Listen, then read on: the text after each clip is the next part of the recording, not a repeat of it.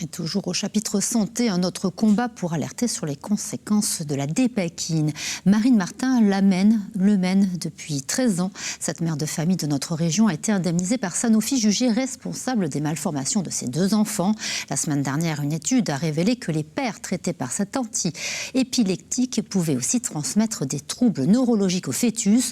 Reportage à Poyestre, Laura Lorgali, Frédéric Savino. Marine Martin est le visage du scandale de la dépakine.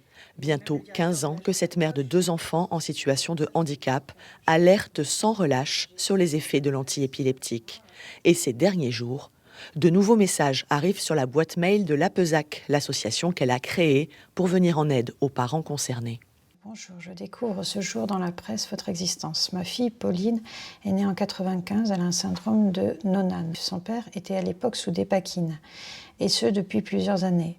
Au regard de vos recherches, je reste convaincue que ce médicament n'est pas innocent sur cette situation.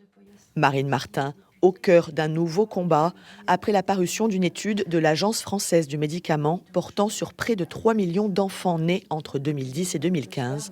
Les résultats sont sans appel.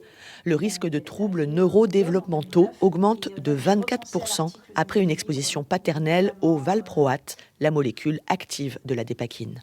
Ça m'étonne pas tellement parce que, en fait, quand j'avais fait des recherches sur la dépakine, je me suis rendu compte qu'elle avait été utilisée pour soigner des cancers parce qu'elle avait des propriétés épigénétiques. Elle modifie l'enveloppe de l'ADN. Donc je me suis dit que forcément, même dans le sperme, ça allait contaminer, entre guillemets, l'ovule de la mère qui allait accueillir ce futur bébé. Donc malheureusement, non, j'ai pas été surpris. Plus de 80 papas dépakine se sont déjà manifestés. La lanceuse d'alerte espère aujourd'hui pouvoir les intégrer au fonds de réparation qu'elle a mis en place au sein de l'ONIAM, l'Office national d'indemnisation des accidents médicaux.